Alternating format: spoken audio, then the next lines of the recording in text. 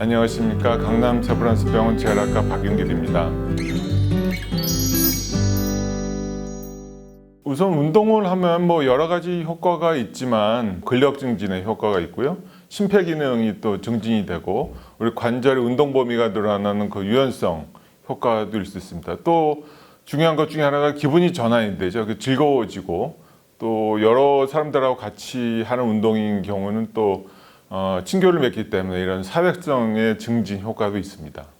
몸에 독이 되는 운동이라고 하면 조금 과격한 표현이긴 하지만 아마 주변에서 보시면 운동을 열심히 하는 분이 오히려 이제 스포츠 손상에 다치는 분들이 좀 생길 수가 있고요.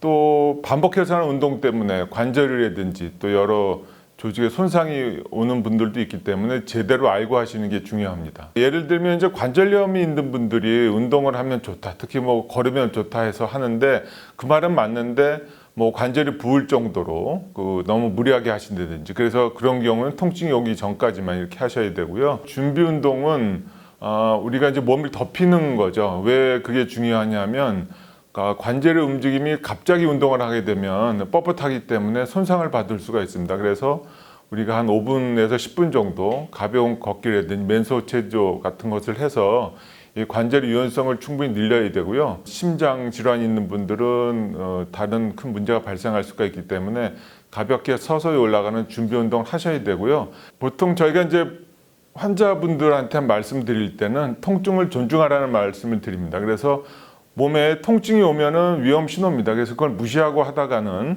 더 크게 덧날 수가 있고요. 어지럽다든지 또 숨이 과다하게 차다든지 본인이 느끼기에 심장의 맥박이 불규칙하게 뛴다.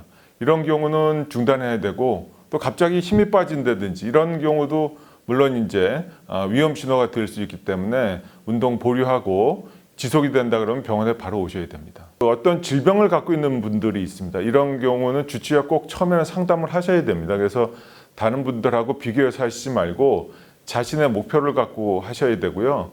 운동 방법은 크게 보면은 자신의 상태를 평가하고 운동을 한 다음에 다시 재평가해서 조금씩 증진을 시켜야 됩니다. 운동의 원칙 중에 과거의 원칙이라는 게 있어요. 계속 늘려나가지 않으면은 더 발전이 없습니다. 그래서 거기에 맞게 자신의 근력 운동이라고 하면 거기에 맞게 하셔야 되고 심폐기능 운동이라고 하면 조금씩 더 강도를 늘려나가는 게 좋은데 처음 말씀드렸듯이 자기 목표를 설정해야지 옆에 사람들하고 똑같이 따라하다 보면 문제가 생길 수 있습니다.